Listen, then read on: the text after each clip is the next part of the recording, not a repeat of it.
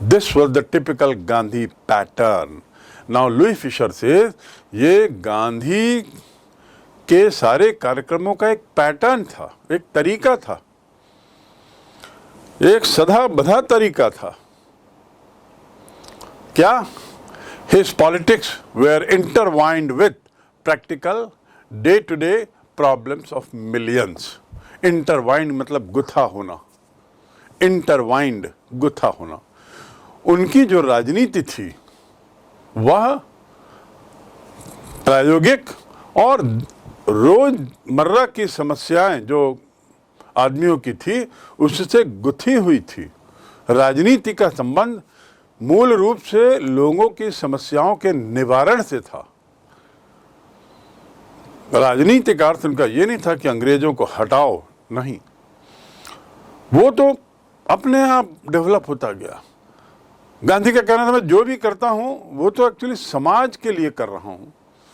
उनको बोलता हूं कि अपनी आय बढ़ाओ, अपना स्वास्थ्य ठीक करो, अपनी सफाई रखो, सैनिटरी कंडीशन की चिंता करना, हिसाब की चिंता करना, ये सब क्या है? ये सब के पीछे गांधी का उद्देश्य था हमारे देश की जनता को सिखाना, कुछ सीखने की जरूरत है। और वो सीखते सीखते उनके मन में स्वाभिमान भी जागेगा, आत्मविश्वास भी जागेगा और आत्मबल भी बढ़ेगा। That is what Gandhi said. So his problem, his politics, उनकी राजनीति was intertwined with practical day-to-day problems of millions. रोजमर्रा के जीवन में आने वाली समस्याओं से उनकी राजनीति का संबंध था।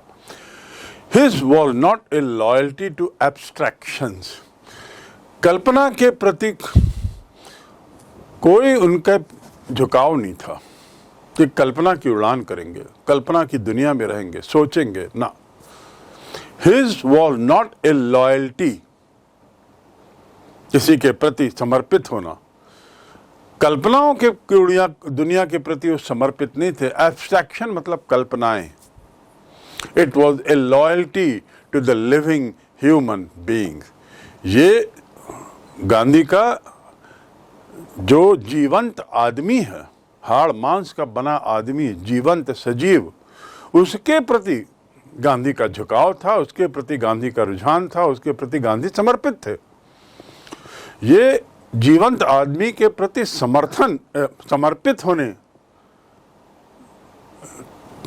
का जो उनका तरीका था वो उनकी राजनीति थी। उनकी राजनीति अंग्रेजों को खदेड़ने या अंग्रेजों का विरोध करने वाली राजनीति नहीं थी। In everything Gandhi did, moreover, he tried to mold a new free Indian. अब लुई फिशर आगे कहते हैं, गांधी ने जो भी किया,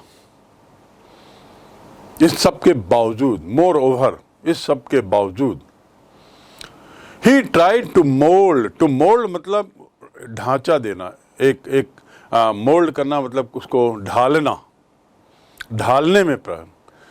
He tried to mold a new free Indian. उनका सतत प्रयास ये रहता था कि भारतीय लोग ढलें। किस रूप में ढलें? फ्री इंडियन के रूप में। उनके मन में जो मानसिकता, जो गुलामी की मानसिकता आ गई थी कि हम गुलाम थे, गुलाम हैं, गुलाम रहेंगे, ऐसी वाली जो सोच थी उससे मुक्त होने की उनकी शैली थी, उनका तरीका था, उससे मुक्त करने का।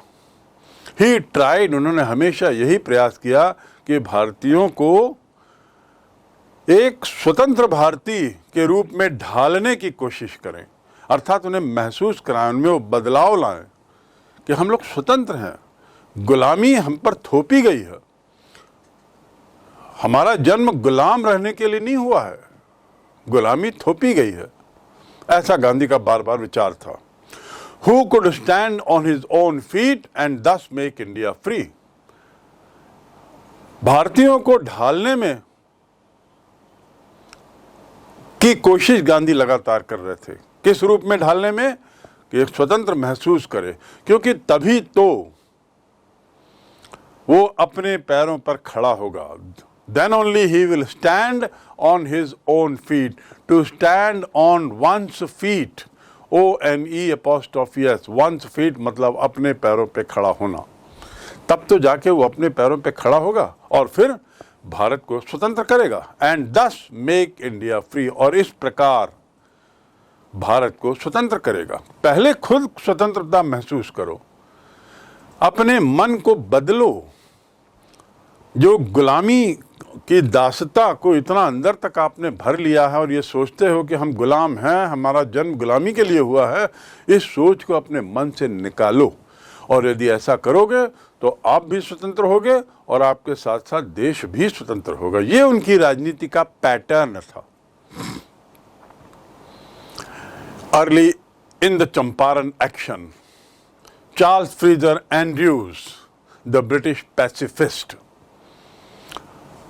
चंपारण के कार्रवाई के दौरान एक व्यक्ति आता है जिसका नाम था C.F. Andrews, Charles Fraser Andrews, बहुत प्रसिद्ध नाम, जो एक अंग्रेज था और पैसिफिस्ट था, who had become a big name and also the follower of Mahatma. Pacifist मतलब होता है शांति दूत, शांति प्रिय व्यक्ति, नॉट प्रोएक्टिव, एग्रेसिव नहीं, पैसिफिस्ट, जो शांति की महत्ता पर और शांति पर विश्वास करते हैं। तो C.F. Andrews came to bid Gandhi farewell before going on a tour of duty to the Fiji island.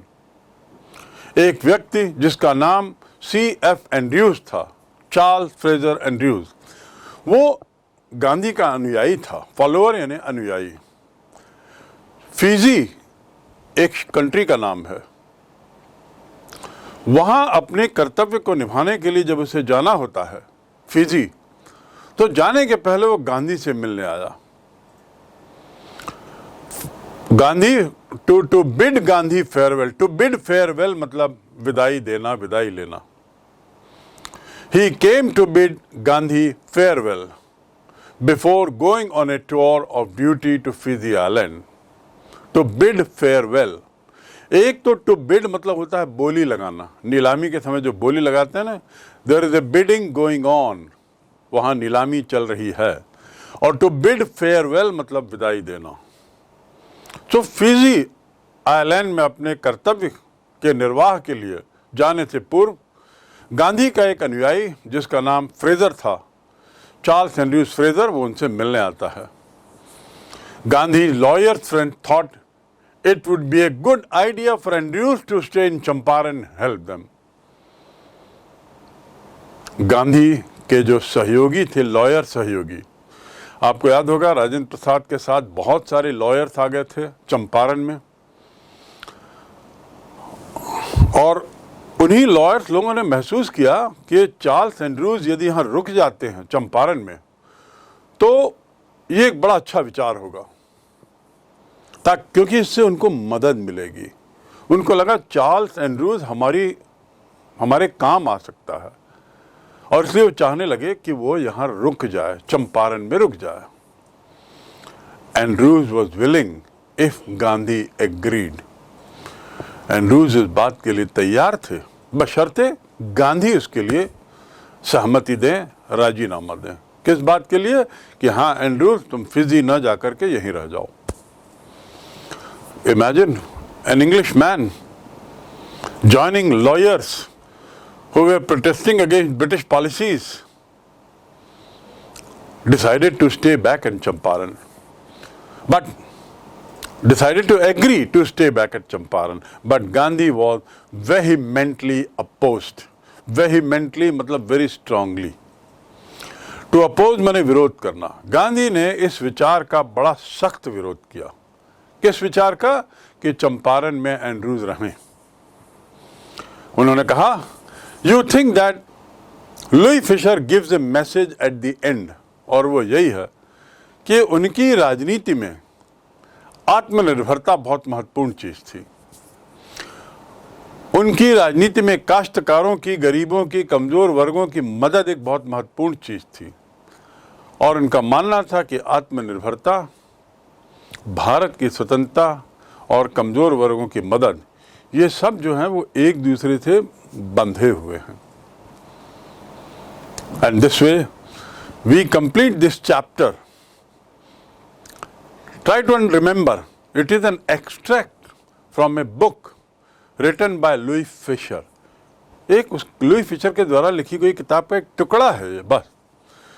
और उस हमने हमारे अध्याय में वो टुकड़ा है जो चंपारण से जुड़ा हुआ है, चंपारण की उस घटना से जो गांधी के जीवन में एक मील का पत्थर साबित होती है। चंपारण वासियों के जीवन में तो मील का पत्थर थी ही, पर गांधी के जीवन में भी, क्योंकि गांधी ने वहाँ बड़े नए नए प्रयोग किए। भारत आने के बाद, साउथ अफ्रीका की धरती छोड़ने के बाद जब वो भारत आते हैं, तो एक तरीके से गांधी का ये पहला बड़ा सफल प्रयोग था, जहां एक के बाद उनको सफलता मिलती गई। तभी विरोध के बाद उस पूरे घटनाक्रम को आप याद करिए कि किस प्रकार एक के बाद एक वहां पर चंपारण में उनके सामने समस्याएं शुरू होती हैं और कैसे एक के बाद एक रास्ता निकलता है अपने आप। क्योंकि वो रास्ता क्यों निकलता है? रास्ता इसलिए निकलता है क्योंकि वो सही मार्ग पे थे, because he was always fighting for the right cause, and that is why everybody, one after the other, whether it was British commissioner, whether it is lieutenant governor, whether it was viceroy, whether it was SP, everyone surrenders, everyone sorts of, even the judge, British judge, they all allow him to do what he wanted to. Imagine mighty British Empire, which had been ruling over India for the more than 150 years, 150 साल से ज़्यादा हो चुका था भारत में शासन करते हुए। ऐसे शासन में गांधी के द्वारा चंपारण में जाकर अंग्रेज़ों को एक के बाद एक अंग्रेज़ों से बातचीत करते हुए बड़े शांतिप्रिय तरीके से अपने काम करवा लेना, it's a big thing. Not only that, if you remember, a point came when British wanted help from Gandhi. अंग्रेज गांधी से मदद मांग रहे थे कि भाई ये भीड़ को थोड़ा नियंत्रित करो, आपके ही कारण ये भीड़ आई है, आपने नहीं बुलाया है, ठीक है, लेकिन ये भीड़ आपकी बात मानेगी, so please come and help us. And Gandhi did that. Gandhi ने कहा नहीं, बिल्कुल। So he was not against the British people, he was against the British rule. He never ill-treated British people. अंग्रेजी अधिकारियों, अंग्रेजी जनता के खिलाफ उन्होंने कभी भी अत्याचार नहीं किया, कभी भी उन्होंने हिंसा नहीं की। उनका कहना था अंग्रेजी सत्ता जो है, ब्रिटिश रूल जो है, we are against the British rule, we are not against the British. It is with this thought that we come to know about Gandhi, his personality, and why we call him so great. And mind you, Champaran was the first of the incident in India. Gandhi का ये पहला प्रयोग था भारत में। उसमें हमने इतनी चीज़ें सीखी गांधी के प्रभावशाली व्यक्तित्व की। आगे के 30 वर्ष गांधी जी ने क्या किया, you can imagine, and that was his own mental strength, mental power that made the British leave India. So now with this the chapter comes to an end and we move on to the question answers from the book that we have, the very important chapter. Early in the Champaran action, Charles Fraser Andrews, the British pacifist. Champaran के कार्रवाई के दौरान एक व्यक्ति आता है जिसका नाम था C.F. Andrews, Charles Fraser Andrews, बहुत प्रसिद्ध नाम, जो एक अंग्रेज था और पैसिफिस्ट था, who had become a big name and also the follower of Mahatma. Pacifist मतलब होता है शांति दूत, शांति प्रिय व्यक्ति, नॉट प्रोएक्टिव, एग्रेसिव नहीं, पैसिफिस्ट, जो शांति की महत्ता पर और शांति पर विश्वास करते हैं। तो C.F. Andrews came to bid Gandhi farewell before going on a tour of duty to the Fiji island. एक व्यक्ति जिसका नाम C.F. एंड्रयूज था, चार्ल्स फ्रेजर एंड्रयूज, वो गांधी का अनुयायी था, फॉलोअर यानी अनुयायी। फिजी एक कंट्री का नाम है। वहां अपने कर्तव्य को निभाने के लिए जब उसे जाना होता है फिजी, तो जाने के पहले वो गांधी से मिलने आया। Gandhi to bid Gandhi farewell, to bid farewell मतलब विदाई देना, विदाई लेना। He came to bid Gandhi farewell before going on a tour of duty to Fiji island. To bid farewell, एक तो टू बिड मतलब होता है बोली लगाना, नीलामी के समय जो बोली लगाते हैं ना, there is a bidding going on, वहां नीलामी चल रही है। और टू बिड फेयरवेल मतलब विदाई देना। तो फिजी आइलैंड में अपने कर्तव्य के निर्वाह के लिए जाने से पूर्व गांधी का एक अनुयायी जिसका नाम फ्रेजर था, चार्ल्स एंड्रयूज फ्रेजर, वो उनसे मिलने आता है। Gandhi lawyers friend thought it would be a good idea for Andrews to stay in Champaran and help them. Gandhi के जो सहयोगी थे, लॉयर सहयोगी, आपको याद होगा राजेंद्र प्रसाद के साथ बहुत सारे लॉयर्स आ गए थे चंपारण में, और उन्हीं लॉयर्स लोगों ने महसूस किया कि चार्ल्स एंड्रयूज यदि यहाँ रुक जाते हैं चंपारण में तो ये एक बड़ा अच्छा विचार होगा, क्योंकि इससे उनको मदद मिलेगी। उनको लगा चार्ल्स एंड्रयूज हमारे काम आ सकता है, और इसलिए वो चाहने लगे कि वो यहाँ रुक जाए, चंपारण में रुक जाए। Andrews was willing if Gandhi agreed. Andrews इस बात के लिए तैयार थे, बशर्ते गांधी उसके लिए सहमति दें, राजीनामा दें। किस बात के लिए? कि हाँ एंड्रयूज तुम फिजी न जाकर के यहीं रह जाओ। Imagine an Englishman joining lawyers who were protesting against British policies, decided to stay back in Champaran, but decided to agree to stay back at Champaran. But Gandhi was vehemently opposed. Vehemently मतलब very strongly. To oppose माने विरोध करना। गांधी ने इस विचार का बड़ा सख्त विरोध किया। किस विचार का? कि चंपारण में एंड्रयूज रहें। उन्होंने कहा, you think that Louis Fischer gives A message at the end, और वो यही है कि उनकी राजनीति में आत्मनिर्भरता बहुत महत्वपूर्ण चीज थी। उनकी राजनीति में काश्तकारों की, गरीबों की, कमजोर वर्गों की मदद एक बहुत महत्वपूर्ण चीज थी, और उनका मानना था कि आत्मनिर्भरता, भारत की स्वतंत्रता और कमजोर वर्गों की मदद, ये सब जो है वो एक दूसरे से बंधे हुए हैं। And this way we complete this chapter. Try to remember it is an extract from a book written by Louis Fischer. एक उस लुई फिशर के द्वारा लिखी गई किताब का एक टुकड़ा है ये, बस। और उस हमने हमारे अध्याय में वो टुकड़ा है जो चंपारण से जुड़ा हुआ है, चंपारण की उस घटना से जो गांधी के जीवन में एक मील का पत्थर साबित होती है। चंपारण वासियों के जीवन में तो मील का पत्थर थी ही, पर गांधी के जीवन में भी, क्योंकि गांधी ने वहाँ बड़े नए नए प्रयोग किए। भारत आने के बाद, साउथ अफ्रीका की धरती छोड़ने के बाद जब वो भारत आते हैं, तो एक तरीके से गांधी का ये पहला बड़ा सफल प्रयोग था, जहां एक के बाद उनको सफलता मिलती गई। तभी विरोध के बाद उस पूरे घटनाक्रम को आप याद करिए कि किस प्रकार एक के बाद एक वहां पर चंपारण में उनके सामने समस्याएं शुरू होती हैं, और कैसे एक के बाद एक रास्ता निकलता है अपने आप। क्योंकि वो रास्ता क्यों निकलता है? रास्ता इसलिए निकलता है क्योंकि वो सही मार्ग पे थे, because he was always fighting for the right cause, and that is why everybody, one after the other, whether it was British commissioner, whether it is lieutenant governor, whether it was viceroy, whether it was SP, everyone surrenders, everyone sorts of, even the judge, British judge, they all allow him to do what he wanted to.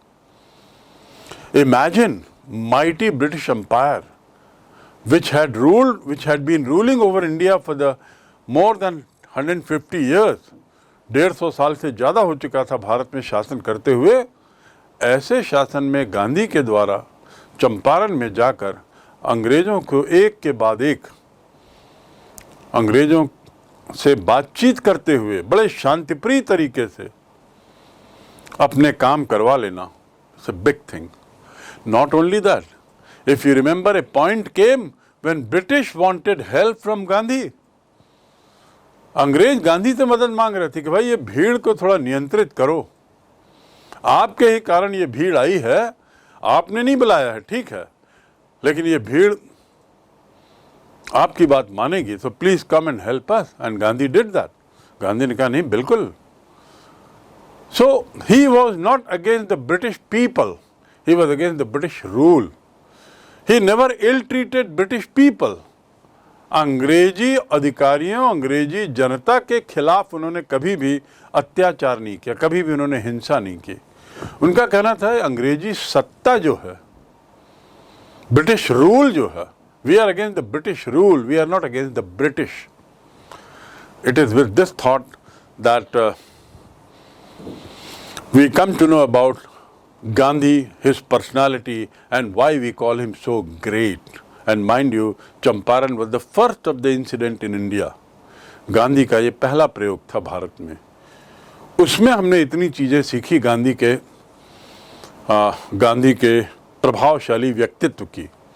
आगे के 30 वर्ष गांधी जी ने क्या किया, you can imagine, and that was his own mental strength, mental power that made the British leave India. So now with this the chapter comes to an end and we move on to the question answers from the book that we have. It's a very important chapter. There will be a series of questions and answers to some of the questions. The first of the question is, next question, how was Gandhi able to influence the lawyers? Gandhi ने कैसे वकीलों को प्रभावित किया, कैसे वो वकीलों को प्रभावित करने में सक्षम हुए? वकील बड़े पढ़े लिखे लोग थे, बड़े पावरफुल लोग थे, वकील बड़े अमीर लोग थे, और वकीलों की कमाई का जरिया तो एक किसान थे. किसानों से मोटी मोटी फीस लेके वो ऐशो आराम की जिंदगी जी रहे थे. उनको कैसे गांधी ने कन्विंस कराया? That is the question. How Gandhi succeeded in changing the advocates' thoughts. Many lawyers come to advise Gandhi and they come to help him. You remember? And they ask Gandhi that if you go to jail, what do we do here? We will go home. In fact, Gandhi asked them, what will happen if I go to jail? What will you people do? You know the answer. They said, we'll go back home because we have come here to help you. If you will be in jail, there is no need for us to be here. Gandhi retorted back. Gandhi shot back. He said, no. What will happen to these poor farmers? मेरे jail जाने के बाद आप यदि सब चले जाएंगे घर, तो गरीब किसानों का क्या होगा? What will happen to them? And then Gandhi says, आप लोग यहाँ आसपास रहते हैं, सोचिए. All lawyers come together, discuss, and they say, a man like Gandhi, who does not belong to Champaran, Gandhi, who doesn't have any relation with Champaran, is willing to go to jail for them. And we are living around, we are in this area, what will people think of us? So that changed the whole scene. Gandhi ने उनको कहा कि आप लोग यहाँ के रहने वाले लोग हैं, इनकी मदद कौन करेगा फिर? तब इनके समझ में आया, the lawyers felt that now we too are ready. We are also ready to help and go to jail. Gandhi said, okay, fine, good. The first victory, we have won the first battle. Gandhi was able to influence the laws and declare the battle of Champaran is won. Why do you think Gandhi considered Champaran to be a turning point? Gandhi Champaran को एक महत्वपूर्ण मोड़ क्यों मानते हैं? Number one, it was the first mass movement by Gandhi in India. Gandhi के द्वारा भारत में ये पहला प्रयोग था जिसमें जनता को लेके चले.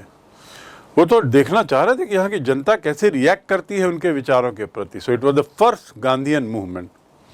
Second, it was actually out of Gandhi's attempt to bring justice.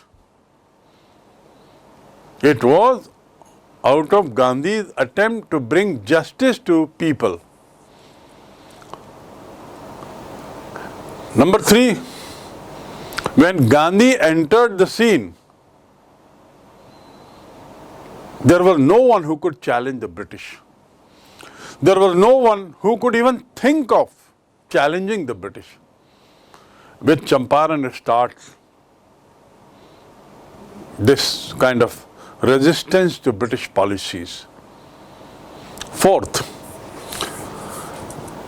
the success at Champaran encouraged masses, encouraged Gandhi for civil disobedience movement that followed. बाद में जो सविनय अवज्ञा आंदोलन हुआ,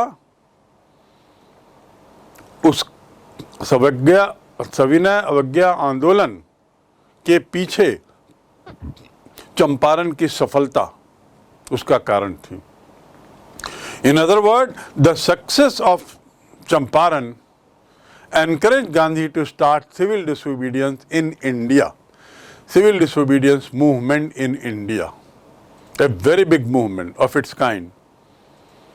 Fifth, it proved, justified Gandhi's ways and means. Ways मतलब गांधी जिस तरीके से करते थे और मीन्स माने जो रास्ते अख्तियार करते थे. हिंसा का रास्ता नहीं अख्तियार करते थे, गाली गलौज का नहीं करते थे, सड़क की लड़ाई का नहीं करते थे, मार काट का नहीं करते थे, राजनीति का नहीं करते थे. तो उनके रास्ते कुछ दूसरे थे. क्या था? Non violent, peaceful discussions, the whole crowd, whole people. That was his means. Means माने माध्यम. उनके माध्यम ये थे. हिंसा उनका माध्यम नहीं था, गोली नहीं था, बंदूक नहीं था. उनका माध्यम अहिंसा था. So that was fifth. इस चंपारण की घटना ने साबित कर दिया कि अहिंसा के मार्ग में भी ताकत है. Sixth, it gave a message to the British. अंग्रेजों को एक मैसेज मिल गया. क्या? That they can be challenged. The British got a message that they can be challenged. And last, it was the beginning of the end of British rule in India. It was the beginning of the end of British rule in India. Modern India. And that is why it is called turning point. Gandhi considered it to be a turning point. Next question. How was Gandhi able to influence the lawyers? Gandhi ने कैसे वकीलों को प्रभावित किया? कैसे वो वकीलों को प्रभावित करने में सक्षम हुए? वकील बड़े पढ़े लिखे लोग थे, बड़े पावरफुल लोग थे, वकील बड़े अमीर लोग थे, और वकीलों की कमाई का जरिया तो एक किसान थे. किसानों से मोटी मोटी फीस लेके वो ऐशो आराम की जिंदगी जी रहे थे. उनको कैसे गांधी ने कन्विंस कराया? That is the question. How Gandhi succeeded in changing the advocates thoughts. Many lawyers come to advise Gandhi and they come to help him. You remember? And they asked Gandhi, that if you go to jail, what do we do here? We'll go home. In fact, Gandhi asked them, okay, what will happen if I go to jail? What will you people do? You know the answer? They said, we'll go back home because we have come here to help you. If you will be in jail, there is no need for us to be here. Gandhi retorted back. Gandhi shot back. He said, no. What will happen to these poor farmers? मेरे jail जाने के बाद आप यदि सब चले जाएंगे घर, तो गरीब किसानों का क्या होगा? What will happen to them? And then Gandhi says, आप लोग यहाँ आसपास रहते हैं, सोचिए, all lawyers come together, discuss, and they say, a man like Gandhi, who does not belong to Champaran, Gandhi, who doesn't have any relation with Champaran, is willing to go to jail for them. And we are living around, we are in this area. What will people think of us? So that changed the whole scene. Gandhi ने उनको कहा कि आप लोग यहाँ के रहने वाले लोग हैं, इनकी मदद कौन करेगा फिर? तब इनके समझ में आया, the lawyers felt that now we too are ready. We are also ready to help and go to jail. Gandhi said, okay, fine, good. The first victory, we have won the first battle. Gandhi was able to influence the lawyers and declare the battle of Champaran is won. Next question. What was the attitude of average Indians in smaller localities toward advocates of home rule? Home rule के पक्ष में जो लोग थे, स्वराज के जो समर्थक थे, उनके प्रति छोटे इलाकों में लोगों का क्या कहना था? The average Indian in smaller areas, they were indifferent. Indifferent towards advocates of home rule. जो लोग स्वराज की बात करते थे, उनके प्रति छोटे एरिया के लोगों का नजरिया कुछ दूसरा ही था. वो लोग उस इंडिफरेंट होना मतलब कोई असर ना पड़ना, अनदेखा करना. स्वराज की बात करने वालों के प्रति समाज के जो छोटे तबके के लोग थे, वो एक तरीके से अनदेखा कर दिए थे. उनका कहना था बहुत बड़ी बातें कर रहे हैं जो. They were rather fearful in showing sympathy. उनको बल्कि डर लग रहा था कि यदि हम होम रूल की बात करने वालों के को सहानुभूति दिखाएंगे तो अंग्रेज हमको पकड़ के ले जाएंगे. उनको क्या होगा हम नहीं जानते, पर हमको गिरफ्तार कर लेंगे. तो डर से भी, डर के कारण भी लोग खुलकर सामने नहीं आ रहे थे होम रूल के पक्ष में, स्वराज के पक्ष में, डर के कारण. इसीलिए तो गांधी ने कहा कि सबसे पहली चीज है मन से डर निकालो. The common man was suppressed, exploited, crushed, and it was only after Gandhi who removed that fear from the minds of Indians that people from smaller localities also came out in large number. Thousands of farmers came out, and with that the scene begins to change. With that the whole thing changes. Freedom from fear is more important than the legal justice for the poor. Next question. This is a quotation. उद्धरण है. Freedom from fear is more important than legal justice. कानूनी न्याय, गरीबों को कानूनी न्याय देने से ज़्यादा महत्वपूर्ण उन्हें भय से मुक्त कराना है. Do you think that the poor of India are free from fear? A very important question. Yes, freedom from fear is more important. And that was proved by Gandhi while his movement at Champaran. The justice was already being given to the farmers. through the advocates in the court of law. But did anything change for indigo farmers? They were spending large amount as fee for the advocates. They might have been winning also sometimes in the court, but overall condition of farmers was very bad. It remained very bad. And so Gandhi tried to highlight the importance of freedom from fear rather than legal help. And that is why he appealed to the advocates, dear friends, do everything to support these farmers.